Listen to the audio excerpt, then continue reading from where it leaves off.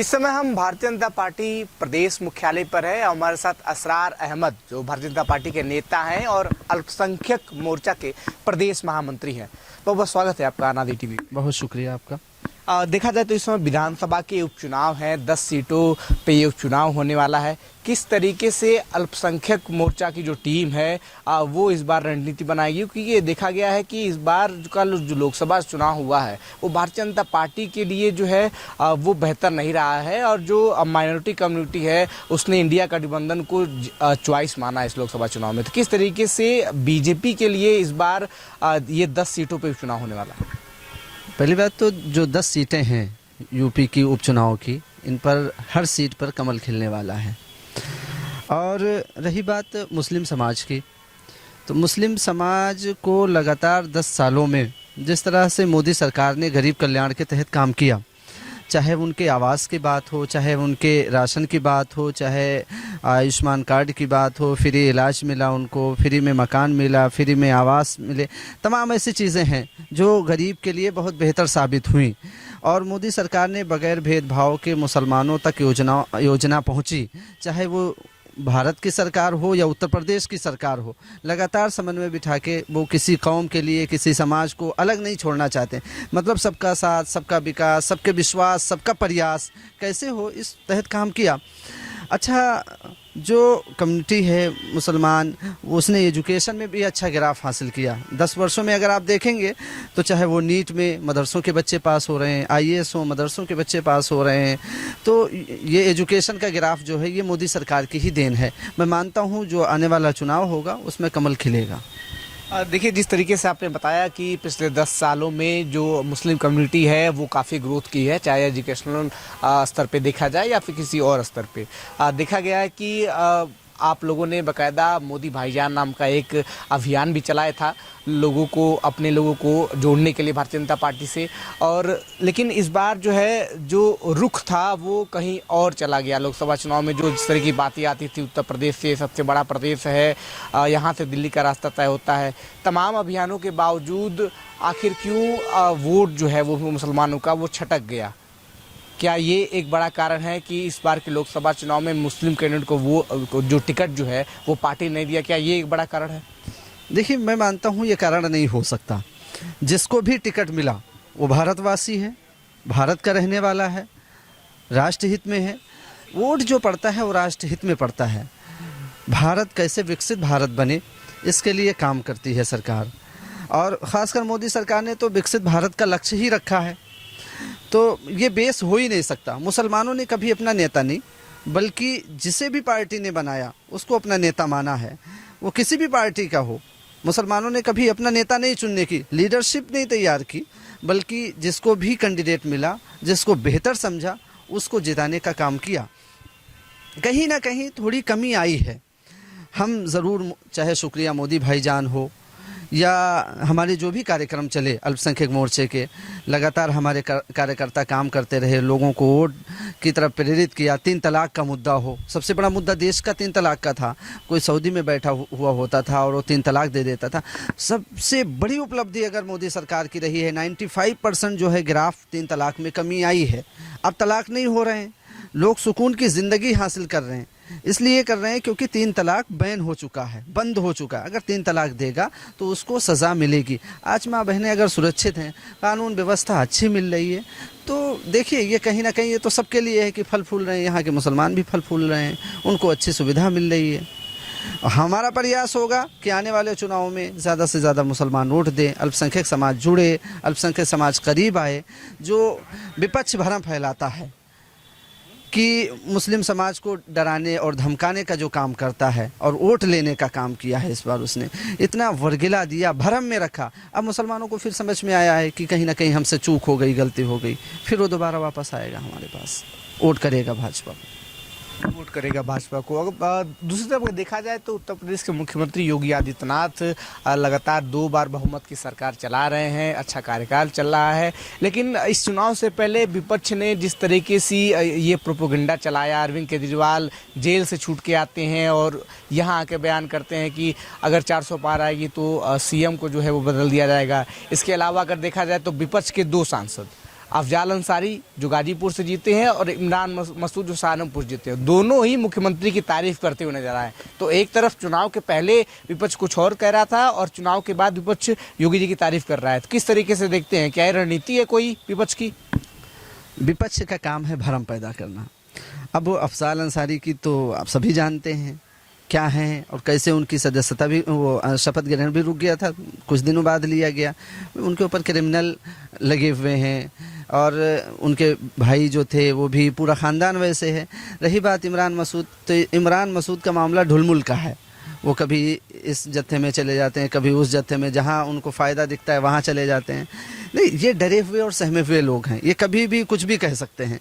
लेकिन यहाँ की जो जनता है वो कानून व्यवस्था को जानती है, वो जानते हैं अगर हम गलत करेंगे तो योगी, कहना कि योगी जी से डरे हुए हैं ये लोग, इसलिए ऐसा कह रहा है।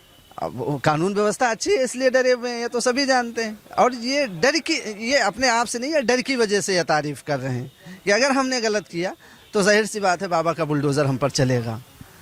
तो केजरीवाल ने क्या कहा कि बाबा को हटा देंगे, हटाया क्या? तो लगातार 2-3 साल से यही भ्रम पैदा कर रहे हैं लोग, और भ्रम पैदा करके मुसलमानों को डर दिखाकर वोट लेने का काम ये कर रहे हैं। लगातार 60 सालों में मैं मानता हूँ कांग्रेस की सरकार ने भाजपा और आरएसएस, जो कौम खुदा से डरने वाली थी, उसको आरएसएस और भाजपा का डर दिखाकर वोट लिया गया। मुसलमान भी अब समझ चुका है, जान चुका है। अभी जो हालिया नतीजे जो आए हैं, ख़ासकर लोकसभा चुनाव के आम चुनाव जो हुए, उनमें भी यही पैदा किया गया, संविधान ख़त्म हो जाएगा तो ये ख़त्म हो जाएगा, आपको मरवा दिया जाएगा, आपको भगा दिया जाएगा। कहीं कुछ हुआ? यहाँ के का जो मुसलमान है वो सुरक्षित है। अब कहीं ना कहीं भ्रम में आकर मुसलमानों ने अगर वोट किया है तो उसके समझ में आया है। और मैं मानता हूँ कि अगला जो हमारा उपचुनाव होने जा रहा है, हर सीट पर कमल खिलने वाला है। ये बताइए कि जिस तरीके से आपने कहा कि संविधान को लेकर विपक्ष भ्रांतियां फैलाता रहा, तमाम चीज़ों को लेकर भ्रांतियां फैलाता रहा, लेकिन आखिर इतनी बड़ी पार्टी जो सोशल इंजीनियरिंग के नाम से जानी जाती है, 24/7 एक्टिव रहने वाली पार्टी है, कई राज्यों में जिसकी सरकारें हैं, मजबूत संगठन है, कहा जाता है कि कोई बात हाईकमान से यहाँ तक लीक नहीं हो सकती अंदर पार्टी की, आखिर ये संविधान वाला मुद्दा भारतीय जनता पार्टी इस चुनाव में टैकल क्यों नहीं कर पाई? मैंने आपको क्या बताया, ये सिर्फ भ्रम पैदा किया गया। एक शख्स वो है जो संविधान हाथ में लेकर लहराता है, दूसरा शख्स वो है जो संविधान को चूमता है। आप किसको बड़ा मानेंगे? संविधान निर्माता किसे आप मानेंगे? संविधान की रक्षक कौन करेगा? ये सब जानते हैं। जिसको संविधान लहराना, संविधान की बातें ना करना, संविधान में संशोधन लगातार किया उन्होंने, तब तो भ्रम नहीं पैदा किया। लेकिन एक शख्स जो है वो संविधान को चूमता है, संविधान को सर पे रखता है, संविधान की रक्षा कर रहा है, उसके बारे में ये कहा जाता है कि ये संविधान को बदल देंगे। ये तो अफवाह है ना। और अफवाहों पे वो एक कहावत है कि कौवा कान ले गया। अब कौवे को ढूंढ रहे हैं, कान तो अपनी जगह महफूज है लेकिन कान को नहीं देख रहे हैं। तो इस तरीके का काम जो करता है वो है कांग्रेस पार्टी और वो है अखिलेश यादव की पार्टी। मैं ये एक शेर है कि नए नए जो मामलात हुए हैं और 2-4-10 सीटें क्या आ गई, तो उस पर कभी किसी शायर ने कहा था कि जो कुदरत ने क्या नवाजा कि आके बैठे हो पहली सफ़ में, तुम्हारा लहजा बता रहा है ये शोहरत नई नई है। तो थोड़ी सी सीटें आने से आप प्रधानमंत्री नहीं बन सकते। आज भी हम देश की सबसे बड़ी पार्टी हैं, 240 सीटें हैं, हमारी फुल बहुमत की सरकार है और लगातार ये भ्रमित करते हैं कि स्पीकर उनका होगा, डिप्टी स्पीकर हमारा होगा, तो कभी रेल चला जाएगा, कभी गिरे चला जाएगा। सब महफूज है और सब देश का हिस्सा है और सब देश में कर रहे हैं, सब देश की सेवा में समर्पित हैं। हमारे जो मंत्री हैं, जो नेता हैं, जो कार्यकर्ता हैं, सब देश की सेवा में लगे हुए हैं। एनडीए की सरकार है, बहुमत की सरकार है और एनडीए सरकार में मंत्री हैं अनुप्रिया पटेल। बात की जाए तो उन्होंने मुख्यमंत्री को कुछ दिन पहले चिट्ठी लिखी और चिट्ठी लिख के अपने समाज के लोगों का दुख जो है वो मुख्यमंत्री तक बयान किया। बाद में उनके जो चिट्ठी है उसका समर्थन संजय निषाद ने भी किया है। उन्होंने कहा है कि जो आउटसोर्सिंग की नौकरियां हैं उसमें अगर रिजर्वेशन नहीं मिलता है तो जो पिछड़े हैं, जो दलित हैं, वो पीछे रह जाते हैं। इसका समर्थन संजय निषाद ने भी किया है। अब कहीं ना कहीं वो चीज़ें निकल के सामने आ रही हैं और समाजवादी पार्टी इस चीज़ का फ़ायदा भी उठा रही है। काजल निषाद जो सपा की नेता है, उन्होंने संजय निषाद को कहा कि उधर नहीं सुनवाई हो रही है, उनकी इधर आ जाए, खुला ऑफर दे दिया। इस तरह की चीज़ें चल रही हैं। 2014 से हैं अनुप्रिया पटेल 2014 से समर्थन में है, पार्टी की सहयोगी हैं, हमारी सहयोगी हैं वो हमारी पार्टी की, कहीं गई?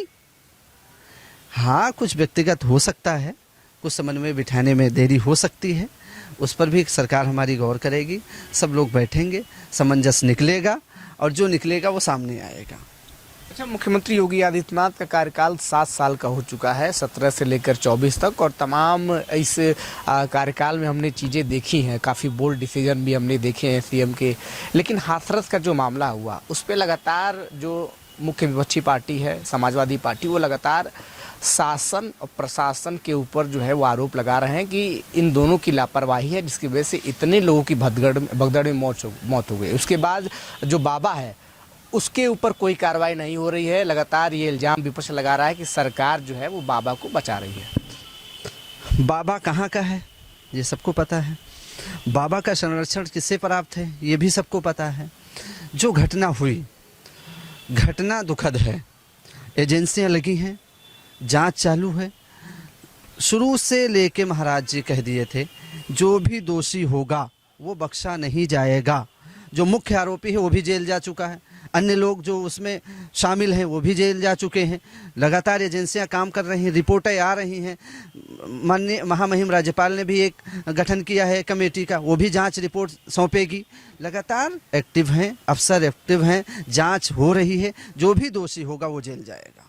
तो ये साफ तौर पर आपने सुना, असरर अहमद जी थे जो साफ तौर पर ये बता रहे थे कि सरकार जो है वो अपना काम कर रही है, और जिस तरीके से विपक्षी गठबंधन भ्रांतियां फैला रहा है, भ्रम फैला रहा है चुनाव से पहले और चुनाव के बाद तक, कहीं ना कहीं जनता उन सबको इस उपचुनाव में करारा जवाब देगी। सहयोगी शिवांशु पटवा के साथ अनादि टीवी के लिए विवेक शाही, लखनऊ।